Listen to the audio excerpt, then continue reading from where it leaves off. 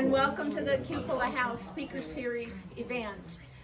Tonight our guest, of course, is Tom Newbern, whom you all know, who's a great friend of the Cupola House and a board member too. And he's written several books about North Carolina, related to North Carolina history, including the one about Mr. Ogilvy's Tavern and the one that he's going to talk about tonight about Lord Granville's proper office. But first I would like to call your attention to the display board over there that has the big Indigo Productions in the middle of it. The Cupola House is in the midst of its fundraising campaign to support the documentary that we're doing.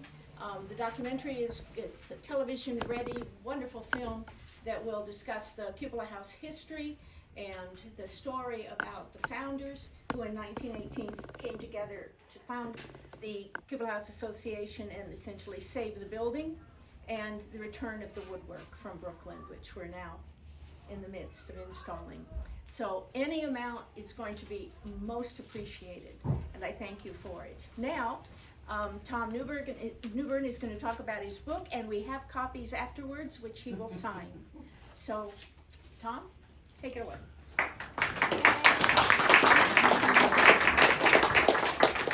I've been in court all day. That's a much better reception than I got when I was in court. I got no applause at all. But thank you for that. I'm going to talk tonight about two documents that frame Francis Corbin's involvement with the Cupola House. The first document is one I'd never seen before and happened upon it when I started Googling other terms that I hadn't Googled before. It was delivered to Corbin sometime between late May 1757 and the late summer of 1757. And a lot of you know already the importance of 1757 to this structure. That's the year after the growing season of 1757, the timber was cut to build this structure. So that's a very important date. And this document got to Corbin just a few months before he decided to finally start cutting timber to build this thing. Joe.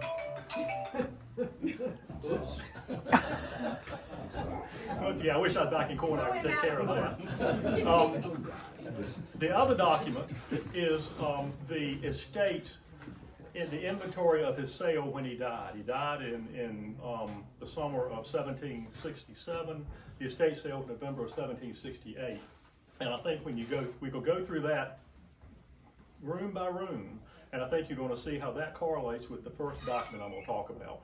It's a very important time, obviously, and a very exciting time here at the Cupola House. We've been sticking probes down walls for years trying to get a glimpse at a dovetail, and now we can actually see the woodwork and see what is here, and to find out what we thought was here, what was here, what not here. We're very fortunate to have Andrew Ownby and Wade Rogers and Don Jordan to do this work for us, because they are not only just taking the woodwork off, they understand the construction. They understand what they're looking at. And I equate this to above ground archaeology, that archaeologists dig down through the dirt and each layer, the older layer, they're doing the same thing here when they peel this house back. But everything they're doing, and Andrew made some great talks that I've enjoyed every one I've been to, but what they're finding is going to be subject to interpretation. And they have the expertise to interpret it, luckily. But when you're looking at the header, and that's why we'll do it in the house, so we can kind of point things out to you. When you look at the header above the door, the header is mortise and tenon in. What does that tell you? The header of the door back here is not mortise and tenon in, it's lap jointed in, meaning it could go in later. What does that tell you about the house? The nails that are used, what does that tell you? That's what I mean by interpretation. Now, Andrew made a great point in the last talk about the structure of the house is so important in determining what it is. The second thing he mentioned was the science, another prong of what we need to understand. The dendrochronology that's done that we really are basing all our discussions on now, that we know the 1757 date, the paint analysis, how does that fit in? I'm going to talk to you about the third prong we need to consider strongly in our understanding of what happened in this house, and that's the documents. The woodwork is a moment in time. That board was put in when it was put in, and it tells you the story of that moment. The documents are just as much physical evidence that the house is. The document was written and created by a writer in the moment it was created. So each one of these prongs are important to do. And each of you, when you hear this is a discussion for all of us to have. This is the fun part of this. In that you use, I'm talking to my jury now, you use your reason and your common sense. And you listen to this and you put your own human interest and your own experiences in determining what makes sense to you. Now, a good example of that, years ago, and Ben may know different, I think Carl Lounsbury did it, you may know different.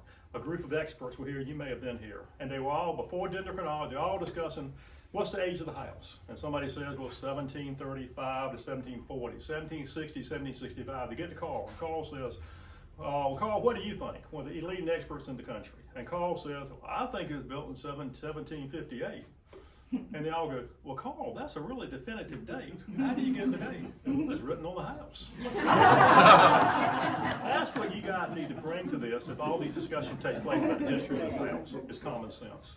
Now, I want to give you a little bit, set the table before the first document, a little bit of the history to let you know the players we're talking about. They're fascinating people. Francis Corbin arrived in Edenton with Thomas Child in 1750. They were sent over as agents for Earl Granville. Earl Granville was the grandson of one of the original Lord proprietors, George Carteret. When Charles II was brought back into power after the unpleasantness of the Cromwellians, these were 8 supporters, and they were given access to the Carolinas to collect quick rents. Now, a quick rent is us as peasants. We owed a service to our feudal lords. And that's what a quick rent was. You could pay a tax on land and not have to have service to your feudal lord, who in this point was the king.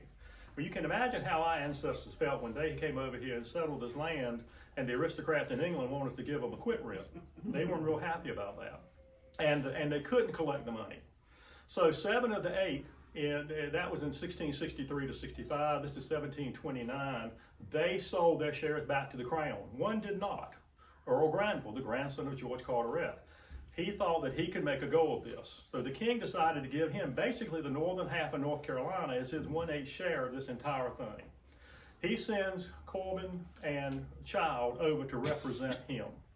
Now, when Corbin gets here, we know he started in office. We know that because of the governor, Gabriel Johnston, Samuel Johnston's uncle. There are 2 letters written by Johnston to Earl Granville. And one of them says, as soon as he got here, Corbin set up an office in town. Very important to know. Another letter came from the governor to Earl Granville that said his office is really working well, all of the first few months. Interesting thing about the relationship between the governor and Corbin is that right before Corbin came in 1750, Corbin, Child, and Corbin Morris, a relative of Corbin's, went to the Board of Trade and tried to have Johnston removed as governor. And so this guy shows up in Edenton, and Johnston's got to deal with him. And here's your reason and common sense. You got 2 options. You can either attack the guy, or you can kind of suck up to him. And I wonder if that ain't what's going on. It's in these letters back over. But anyway, that didn't have much more trouble with Corbin. Now, Thomas Child went back to England after 1 year to report to Granville exactly how things were going here in Edenton. Corbin stayed. He was the main agent. And when Child got there, he apparently told Granville that the office Corbin has started is not a proper office for you. And Granville wrote him a letter. And I'm going to read you some of what Granville wrote after Child told him Corbin's office is not appropriate. This is what Granville wrote to Corbin. Let's see here. Mr. Child, having represented to me the necessity of having a proper office, and that term is used over and over again, a proper office, in Edenton for the safe lodgment of my papers and records, and for your transacting my business with decency and order. Sounds very aristocratic, doesn't it? Very pleasant at this point. I would therefore have you forthwith purchase some convenient lot in that town for me and my heirs, provide bricks and other materials, and that the same may be set about as soon as possible the season of the year will allow. Do it now. I would have one part of the house allotted for the clerk's office with proper conveniences, and the other to serve as an apartment for yourselves where you may commodiously transact my affairs with necessary and secure accommodation for receipt of my papers. Now that sounds nice, doesn't it? I mean, I could hang out in that office for the commodious transaction of my affairs.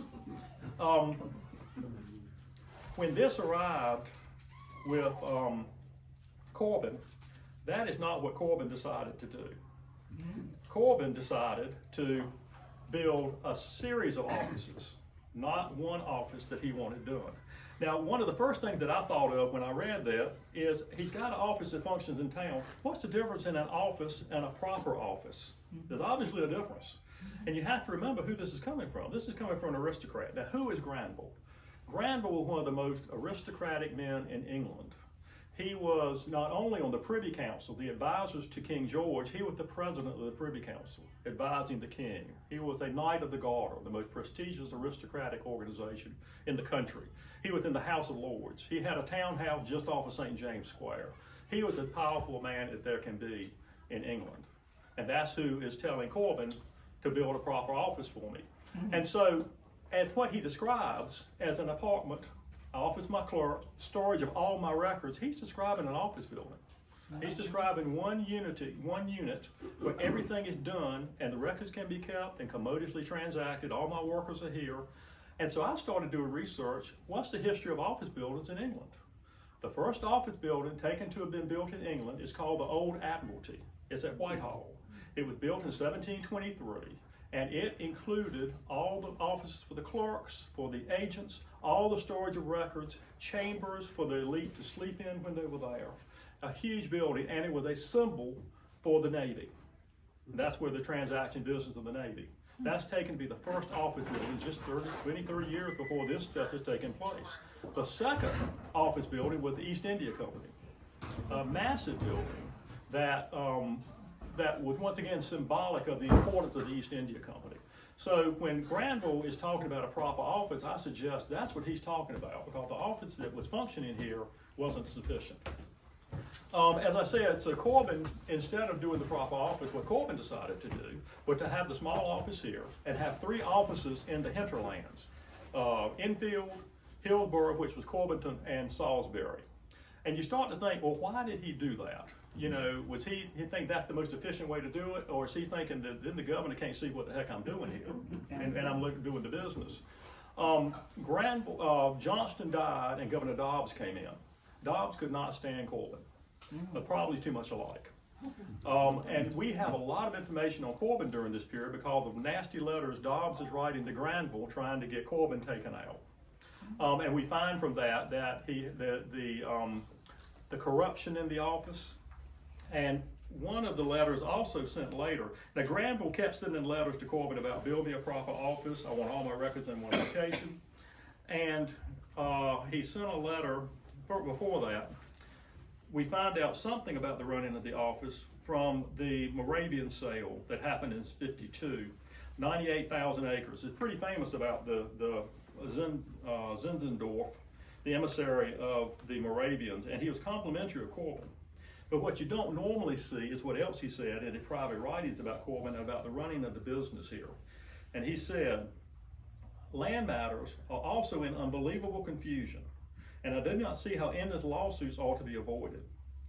There is neither a general surveyor's map of the Granville district nor individual counties. Therefore, we do not know which land is vacant and can only be taken for granted of the surveyor who says such and such a piece is already taken up. This is interesting. Mr. Francis Corbin himself, he does not know and is still in the dark. So this is what's going on. Now, he's in the dark because he doesn't know what he's doing. That doesn't sound like Corbin. He's in the dark because he wants everybody else to be in the dark of what's going on with what he's here. And Corbin refused to live in town. Now remember, we're getting to the point. This is the guy who built this thing. He refused to be in town. We have 3 or 4 different references of his home 3 miles from town, 5 miles from town, outside of town. And we now know that he was renting a 4,000-acre plantation from Edward Mosley, where the airport is now south of town. So we know where that was. But he refused to be in town. Everything seems to be talking about he didn't want to be seen. And what people know what he was doing, because he was in business with Sambo's in the back. He was in business with Sambo's ancestor, Campbell, John Campbell, who was a very aggressive Irish sea captain who became with a major merchant in Eastern Carolina and owned the western side of the river. but there's no evidence Corbin was importing anything. He was the business aspect of it or the government aspect of it. Corbin kept sending letters, and Dobbs kept sending letters talking about Corbin. And this is a letter sent in April of 1756. Now, almost the exact same day, Corbin, after 5 years of being pushed, bought this lot in April of 1756. But he didn't start cutting trees in the fall of 1756. He just bought the lot and sat on it. And about the same time he bought it, this is what was sent to Corbin from Granville. Great and frequent complaints are made to me of the persons you employ to receive entry to make surveys in the back country. It is their extortions and not the regular fees of office wholly my will to fix, which is the cause of clamor from my tenants. Insinuations are made too that if those extortions are connived at by my agents or otherwise, it is said, they could not be committed so repeatedly and barefacedly. I must tell my agents plainly that I will have them and any others in my office not only endeavor to actually execute my instructions. So Granville's getting madder and madder at Corbin as this goes on. All right, this brings us up to the document that I found. Now, what I want you all to do, I want you all to be my Corbins. Each of you is now Francis Corbin. And I'm going to read this letter that you received in between late May and late summer of 1757. Now, this is to set the stage. You are working for one of the most important people in England, and you have ignored him for 6 years. He has told you over and over again, build a proper office. Build an office that is a symbol of me and my owning half the state and being one of the most important men in Great Britain. All my records in one place. You know what the heck's going on. It was an embarrassment for Granville, what he was hearing of people coming in, and people see this building or see the corruption, and that's Granville to them. So he was getting furious. And normally you see aristocrats, and they say, well, his lordship would love to see this happen, or his lordship would be pleased if this happened. I want you to listen to this. And this is written to each one of you, because each one of you is Corbin now. And you're dependent on this man for the majority of your income, most of your social position, and all of your governmental position. You're a colonel of the militia. You're on the governor's council. You are a judge, many different types of judges. The only reason is because you are Granville's agent. This is the man you've ignored for 6 years now, and the governor doesn't like you at all. Okay, this is the first paragraph. The co-agent Wheatley died, and Granville appointed just Joshua Bodley to be the new agent to come over and be with Corbin. And Bodley was actually in France, marrying a wealthy French woman, entering into a contract there. So he had to get back to England, had to pack up, had to get back over here. And he showed up, Professor Powell, who did the North Carolina Biographical Dictionary, actually wrote the entry on Bodley, and he said Bodley arrived in late May of 57 because he's appointed to a judgeship at that point when he got here. Now Corbin every year supposedly went and took a track through the hinterlands to all the different agencies, the 3 different offices to collect money and do the things he was doing. He didn't go in 54, and that's how we found out about it, because he said he couldn't make his circuit this year. So that's what I meant by he got this, either he was in town when Bodley got here in late May, early June 57, or it could have been the late summer if he was making the circuit. We don't know that. But either way, it's just a few months before he starts cutting timber. After ignoring it for 6 years. You all started cutting timber, excuse me. I think you're smart to do it. All right, first paragraph. Let me see how you feel about yourself. Upon your arrival, Mr. Bodley, you ought to deliver to Mr. Corbin a duplicate of these instructions, and to require his punctual compliance therewith, which I do hereby enjoin him, all of you, on pain of my displeasure, to render without delay or excuse. Now, if that's something you all want to receive from the man that you're dependent of everything you've got, basically, over 6 years, and if you're ever mad at somebody, but you're still instructing on what to do, and you're trying to tell them, you need to do this, but if you ever do that again, and you need to do this, if you ever do that again, that's how this thing reads. You heard the earlier ones, how flowery they were, the Lord should be pleased. All right, here's another one. Notwithstanding my constant orders to Mr. Corbin, forming and perfecting a good rent roll, I have not yet received the least information of any progress. I therefore shall depend on you, Mr. Bodley, in the manner and form sketched out for your directions on the 21st article of my general instruction dated January of 1752. That was the second letter we know about he sent, fussing with Corbin. Unless Mr. Corbin shall have already done it in compliance with my repeated orders to him, for which end I would have you, Mr. Vodley, take the first clerk for yourself. Another paragraph. In my letter of the 18th instant, the duplicate of which is herein sent, some special instances of my agent's neglect or disregard, you all, yet I must tell Mr. Corbin plainly, I shall not in the same manner overlook such transgressions in the future. This shocked me when I read this. I've never seen a letter from a British aristocrat that angry with somebody before. You all. Let's see. Then he put 2 sections in here about that he wanted a full accounting of all his papers. Now, of course, they're spread to the winds out there. And he made Corbin swear to the truth of them. So if Corbin didn't have his papers, he'd go sue him. And he did that with the quit rents also. Now, what is y'all's reaction? In general, you will punctually obey all my instructions without remonstrance, delay, or excuse whatsoever. What would you have done? I knew what I'd have done. I'd start cutting trees down. I'd start building a proper office for the man if that's what he had said to me. Now, I have written in the book, and Margaret couldn't make it tonight. She's puppy sitting. But in all the teaching she's done, I have written the 2 most run-on sentences I have ever even read in this book. And I'm going to read them to you. They make a point to me. Because they're basically 2 options you got. You got this letter from Corbin, from Granville. And here they are. The first option, that upon receiving the overtly threatening set of instructions of September 1st, 1756, delivered to Corbin in late May to midsummer 1757 from his employer, one of the most powerful men in Great Britain upon whom Corbin was dependent for most of his income and all of his political position, that Corbin, a single man with no children, would choose to build the most extravagant residence in Edenton for himself on one of the most prominent commercial lots in Edenton, all under the watchful eye of his enemy and Granville confidant, Governor Dobbs, basically guaranteeing he'd be fired. That's one option you got when you got these letters, okay?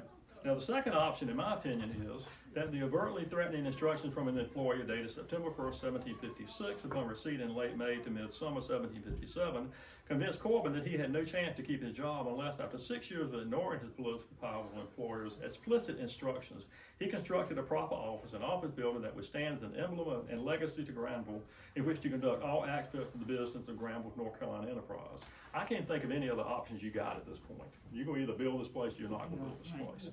Now, in this instruction too, this brings me to the point of the house, what we're looking at. This has never made sense to me as a residence. I have tried for years to make it a residence, but you've got a guy, as I just said, who's unmarried, no children, refuses to live in town, and then all of a sudden, he builds this thing. He not only built this, if you look at what else he built,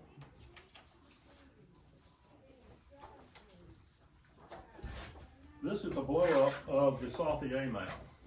Okay, there are 3 piers in downtown Edenton. There's a wharf on one side, a wharf on the other side. You've got a public pier in the middle. That's where the Barker House is now.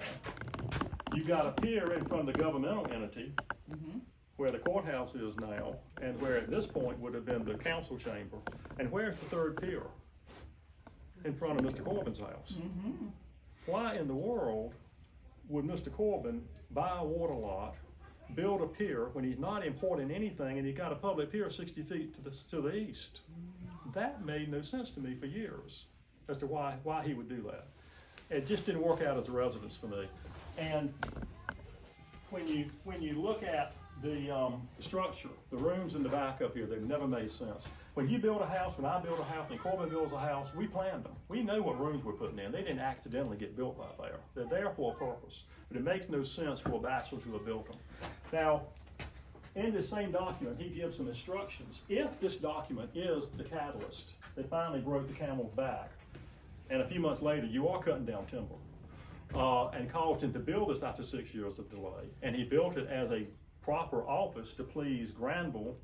And think about what's set back from the street. Two buildings are set back from the street.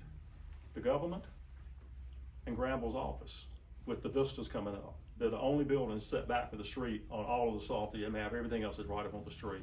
It just doesn't make sense. And he does give instructions. As my orders for building an office in Edenton sent in November of '51, that's the letter I read to you earlier. He's referring back to that first letter, what he's supposed to be building. Have not yet produced any effect, which omission very much obstructed the course of my business. He's still not happy with you. You both forthwith fix upon as convenient a house that may be found in the place, hire the same for my use.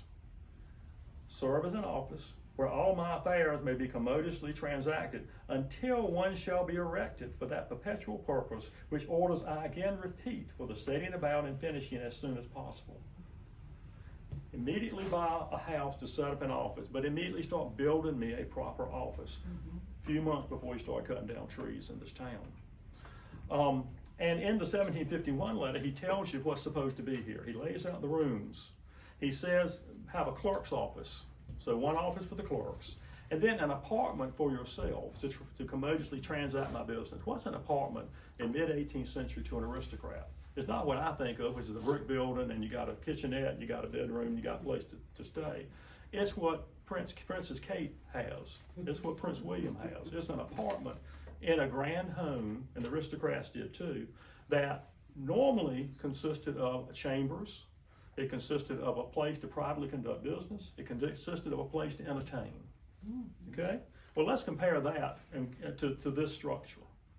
Okay? We've got two agents, you got two chambers, you've got a place to entertain, you've got a place to conduct business. That doesn't tell you a whole lot of whether it's a residence or an office, because every house you know of got a parlor, a dining room, and two bedrooms upstairs. But it does show that the rooms here coincide exactly with what Granville's telling him to do. This is the part that becomes interesting. The two rooms in the back. Now, first of all, compare a clerk's office and an office for the agents to conduct business. Look at the paint analysis that's been done, and look at the construction we know of now in this house. The door between those two rooms, that suite of rooms, is an original door. Those rooms are connected. Those rooms are all painted. The entire area is painted the same color, cream color. Two doors in, do you have privacy or not have privacy? It fits perfectly for the suite, for the agent and for the clerks. Then he says, to explain these two rooms, immediately remove my records and lodge them in two cases with convenient partitions for the persons, accommodated to the distinct branches of my business into which it's divided by my instructions of February of '52. Particular locks to which cases, and also for the doors to the house, together with duplicate keys, I herein send. Now, I think of a case, and I know Ben does too, I think of a piece of furniture as a case. He said in the earlier letter, this office was to be perpetual. This office is to be in perpetuity, not only for Granville and his heirs. Can you imagine how many papers are going to be done for all half of North Carolina, not only the 7 years up to the letter, but for the next 50 years, next 100 years? That's what Granville was looking at, perpetual use. You can't get those papers in two pieces of furniture. Now, and you can't get them out. I mean, you can stuff it in there. But if you look at the definition of a case and go back to earlier times, a case and a cabinet were interchangeable. It was more used as a room for storage of valuables, just like a cabinet was. And so if you build two cases, you've got two rooms here. Now, if you look at the construction of this house, and those are the rooms that never made sense. If you look at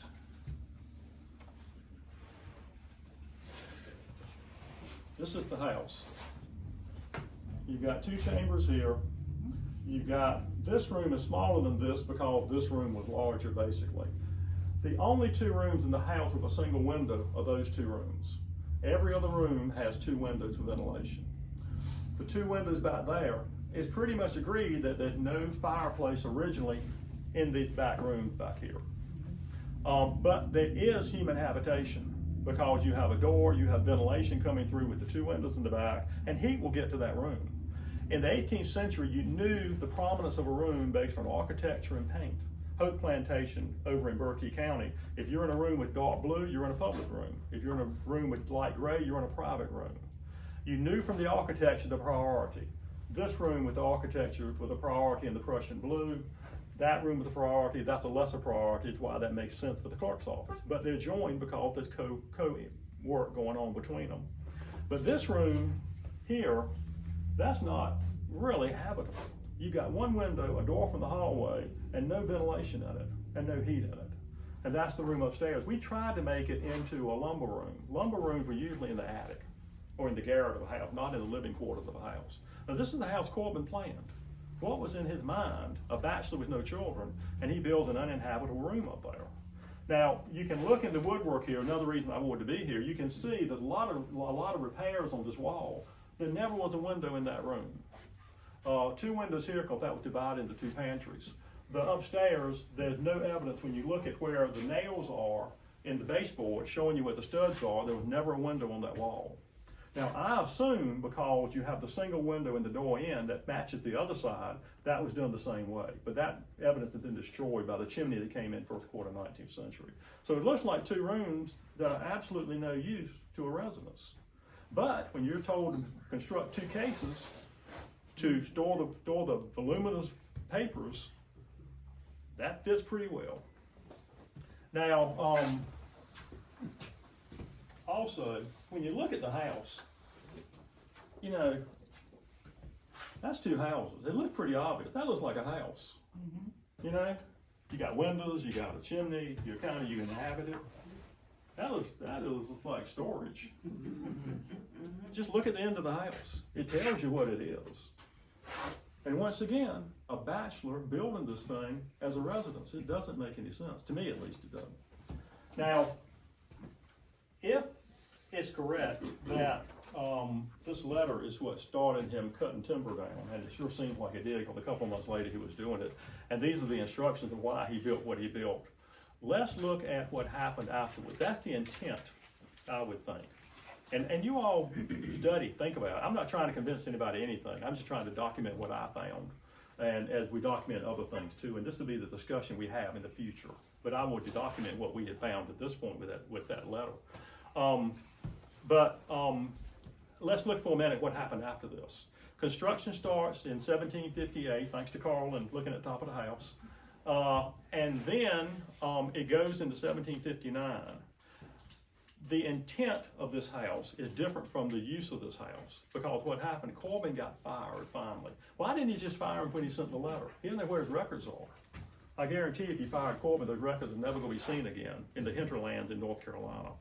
So what happens in April of 1759, in the middle of construction, but after the rooms had been framed up, before they're finished, the Enfield riots take place. Bodley was actually in Enfield. And they grabbed Bodley, the people that were tired of everything going on, and they came to pick up Corbin here. Where did they pick him up? At his house 3 miles outside of town. He did not want to be in town. They take Corbin back over to Enfield. And Corbin, the person running the Enfield office was Colonel Haywood. Colonel Haywood had died. And Corbin explained to these people, they wanted Corbin, they wanted Bodley, they wanted Haywood. He explained he's dead. They didn't believe Corbin, even that the guy was dead. So they go and they dig up the body of Colonel Haywood. Now, Dobbs had a great time writing that letter's great, you should read it, writing that letter over to Granville, explaining how the commodious transaction of business is taking place in eastern North Carolina. They're digging up dead bodies now. And that, I think, was the final straw for Corbin, and he got fired. So if you think about it, the plan for this house totally changed. Corbin didn't have clerks. Corbin didn't have voluminous records. There's no purpose for those rooms now that he designed this house for. So we're going to move now to the next document. He married the widow Ennis in Wilmington. James Ennis had been one of the agents for Granville, and he moved to Wilmington in 1761. This house is just about finished when he marries the widow, and he lived in Wilmington. He came here because he represented Chowan County. You had to have 100 acres of land and you could represent the county. And he used this basically as an office. He used the rooms he needed for his purposes when he came here. But he lived in Wilmington and he died in Wilmington in 1767. So let's look at the second document. That's the beginning of the planning. The planning was never implemented because he got fired in the middle of it, so he didn't have use of these rooms. Let's look at how he was using the house when he died.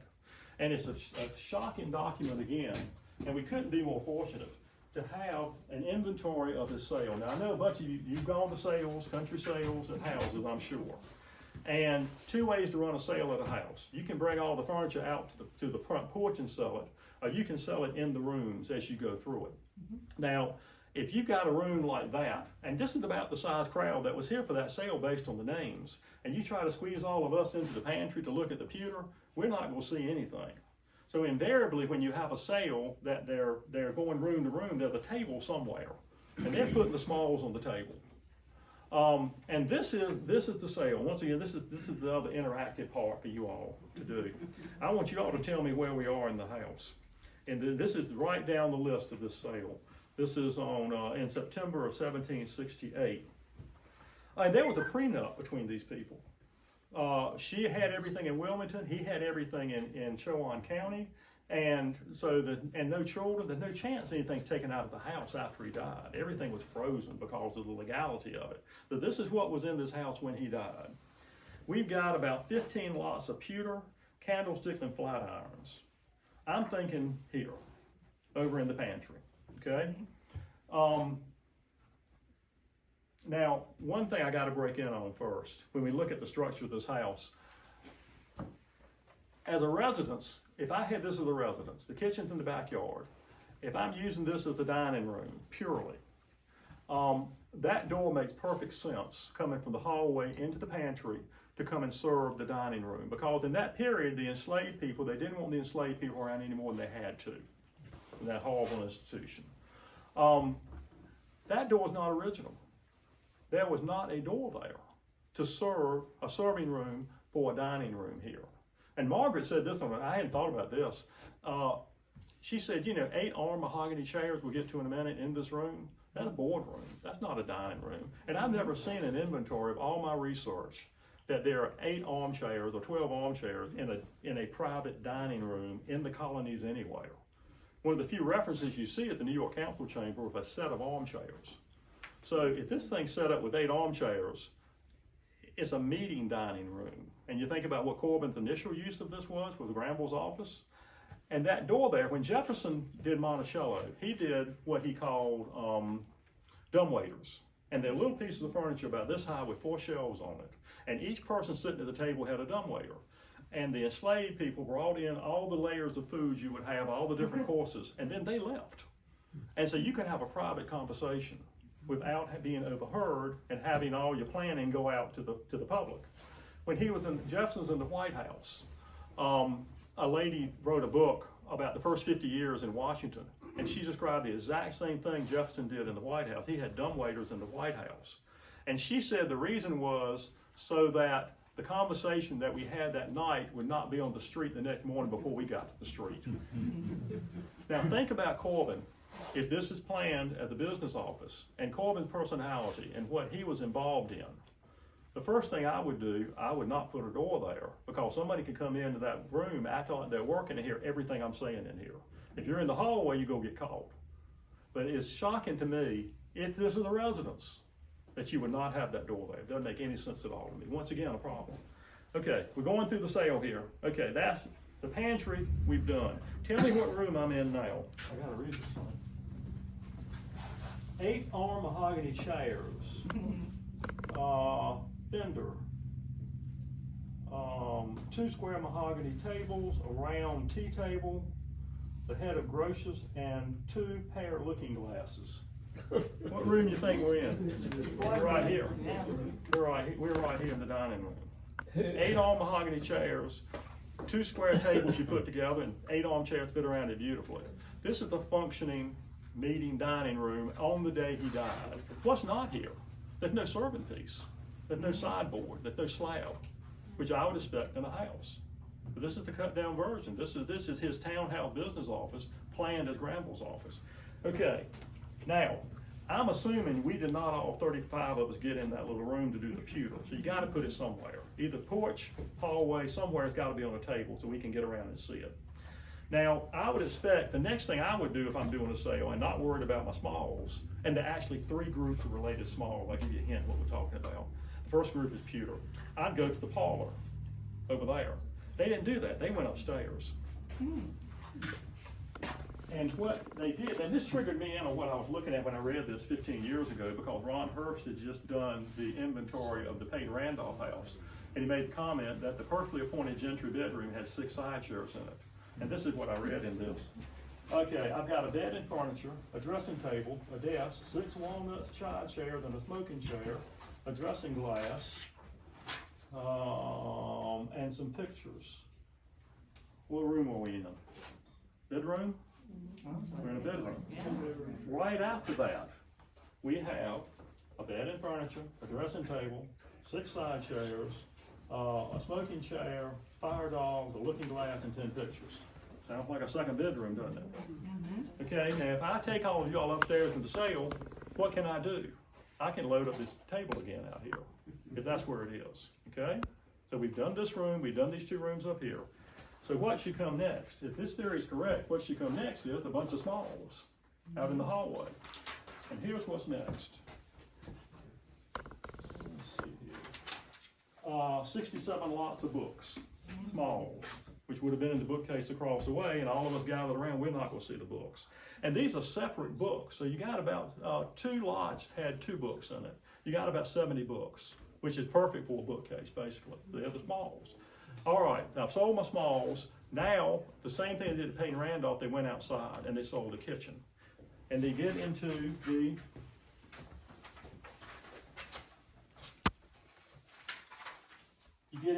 the large iron pots and the shovels and the hooks and the fire dogs and the grates and all the things you want for a kitchen. And then you get into the enslaved population. And once again, you're outside. What's free now? The hallway's free, okay? You finish with the enslaved people, and you come back inside, and what's sold? The china's sold next. Now, the china should have been sold in the china cabinet here, I would think, but it's so you can't get to the china cabinet with 30 people crowding in. So they took you once again away from the center area, and I suggest they made a sale out there. And what do you need to sell stuff? You need a table to put stuff on. What was not in the kitchen? There's no table in the kitchen. You gotta have a table in the kitchen to prepare food. There's no table in the kitchen. But after the 3rd set of smalls is sold, what do you find? One old table. Fits pretty well, you know? Then, what room's left? We've done this room, we've done those 2 rooms. Then he went to the parlor. And he sold, this is, let's see, one large round table. A large round table is an early form of a dining table. The square tables came in about 1750, and before that they were round. But then they came in 1750, you could stack the tables and put 8 armchairs around it. But that's an old-fashioned dining table over in the parlor. Large mahogany table, 14 pictures, a desk and bookcase, that's where the books would have come from, I suspect. A thermometer, a balance scale, money scales, chessboard, and 7 walnut chairs. That's a pretty good parlor. And all you got left is some guns and a spyglass and a lantern that I'm thinking is the room right up here, because it's right by the stairs going up to the cupola. What is not in this sale? What rooms are not being used? That room in the back is empty. He had no clerks. He didn't need clerks. He built it for clerks because of Granville. It's empty when he died, and he's using this house for his purposes. What other rooms are empty? 2 upstairs. Yeah. Now, one of them is not, because he got guns and swords. It looks like an armory. But remember what happened to him in April of '59. He got snatched. He got taken to Halifax County by some of the people I still see in court, you know, the ancestors. And you don't want to mess with those people. I mean, I had to erase that part about Halifax. I feel like them over there. But those rooms are empty, which exactly backs up the idea of this being built and following Granville's specific instructions of what each room is supposed to be. Corbin gets fired, it's never implemented, and Corbin uses the structure as he wanted to use it. And that's pretty interesting evidence. Now, as far as, last thing I got, Bruce Cheeseman is the person that we all rely on when we do research on the Cupola House. He was hired by the Cupola House in 19, been in court all day. 19, anyway, he was hired a little while ago.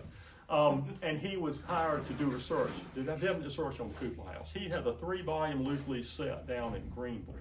And the first volume is the written part of it. They took that writing and they condensed it into the Mesda article that we all know about. The first article in the Mesda Journal that leads to the Cupola House is the Cheeseman's article condensed. And the second article is by John Bibbin, the Melkers, and Richard Parson, but they came in and did a look at the house itself.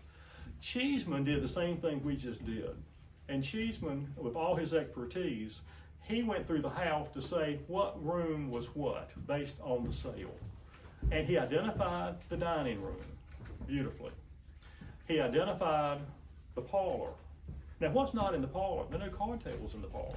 There's no entertainment. You've got one big old round table in there. It's a stripped down version. Nothing's in either passage. There are no Windsor chairs you'd have in a residence to take out on the veranda to keep yourself, cool. He got those two. He got the 2 chambers upstairs. He thought with the books, with that number of lots, that maybe that was a library back there. He tried to find some connection between that room and this room, but there's no furniture to go in it. You have minimal furniture across the hallway, much less going back there. And this was what really tickled me. His detailed expertise examination of the 2 rooms in the back, he ignored them totally like they didn't exist. So I thought that was kind of fun. He totally agrees with what we're saying. It's just something strange about those rooms. They don't fit in a residence. They fit what Granville said to build. And then Corbin had no use for them, so they're empty when the guy dies. But anyway, that's what we found with that document. That kind of opened the door for me and an understanding of the why. I love the what, but I want to know the why. Why did the guy do what he did, especially somebody like Corbin? Anyway, thank you all for coming in. If you got it, I'll try to answer questions.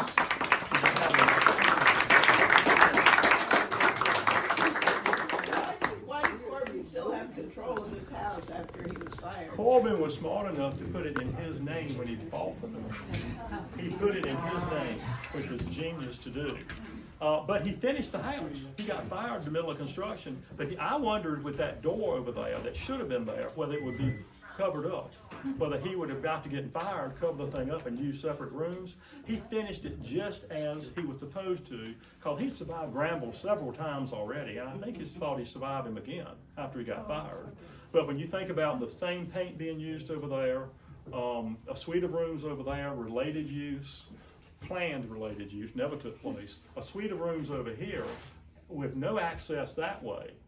Everything you can see coming into the room is coming from the hallway. That's certainly not good for serving in a dining room. But a meeting dining room, it worked perfectly, and Corbin used it as he wanted to. Yes, sir. Did Corbin's widow live here at all after Corbin's death? Not that we know of. And it's really sad if you have people you don't want and they may leave something in writing, find some that like you that will leave writing about you. Because what she's known as is a woman from Scotland came through in 74, I think it was, and she was still alive down in Wilmington, and said she was a woman of ill repute and not good character, and that she hoped that she would be forgiven for all her evil deeds. And so I'm fine. I'm gonna get some of you to write something nice about me, just in case I go out early. But she did not live up here, and he lived down there. And look at the location he picked to marry. And she was much older than he was. Sounds like a marriage of convenience. He picked someone from a plantation several miles outside of the city. He lived here in a plantation several miles outside of the city. The same scenario he set up in Wilmington through marriage down there. So what was his business after he got fired? I'm sorry? What was he conducting business here? The same thing I think he was doing before with the Northern Granville, which is involved with other merchants investing money. He was the governmental part of the business. You need somebody in government that makes your business run smoothly. He was elected to represent Chowan County almost immediately after he got fired. He was very active in the church and generous in that way. So I think if you weren't on the same level dealing with him, he did have people that liked him. And so he represented Chowan County to 1765, from 61 to 65. So he needed this place to have access for business purposes, to spend time here. But everything you read about it, he lived in Wilmington. That was his major residence in Wilmington. Any other How questions? did he become the owner of this? He bought land in his name I instead understand of that. Granville's, yes. Well, he owned the land, he built the house, and there's no way you go tell where the money came from. Everything was totally confused. Yeah. Well, you know, I'm sure Granville's money's mixed up in it too. It was genius. I mean, it's corrupt, but it was genius in doing it. Corbin was good. I mean, he was Well, not a good man. I mean, Yeah, he no, was, see, I totally agree with you. I'm not gonna say it public, but I totally agree he with you. was He was, making the most he was a- out of what had to happen to him. his father was a sea captain. He was from an affluent family, but didn't have much growing up, it appeared, because his father died at sea. And I think he Well, was he was a determined to make something. manipulator. He was a political animal. Yeah. Political animal. And Dobbs recognized it as soon as he got here and realized the problem. Dobbs, the McCollums owned the largest landowners in the colony until the Granville district was formed. And Dobbs got in with the McCollums. And the McCollums owned so much land that they be granting land that should be Granville granting land that should be McCollums. They were fussing all the time about that. And Dobbs put his money in with the McCollums. And so he was against Granville's business here. But Granville was so powerful, especially with the Board of Trade picking the governor, Dobbs had to be sure Granville liked him. And he figured that tell him all the stuff Corbin's doing. But we have great records, because there's one letter, it is like 10 pages from Dobbs. And there's a fellow who did a master's thesis in NC State and did it on Dobbs. And it's just fascinating to read. But that's where you get in these letters that he's telling as much as he can about Corbin and trying to get him in trouble. But I still suspect that he'd have fired him if he knew where his records were. But if you can't get to the records, Corbin's pretty protected at that point from getting fired. Anyway, it's human nature. I think being in court 40 years and I read this stuff and I'm thinking, I think I've recognized this stuff before. Anyway, thank you all for coming in. And as we learn more, and as more of the woodwork comes in, the purpose of this is just to document this and have this in the discussion with all the other things that we're learning as we determine how to deal with this structure. And at some point, the board's gonna make a decision as to how to interpret this place. And that's the reason I wrote this, is to document what we found so it doesn't just go away. So this is what we know today. And hopefully people have an interest and take what we've done to the next step. And that's how you grow and how you learn stuff about buildings. All right, thank you, folks. We have a scoop over here and we have refreshments in the hallway, so join us.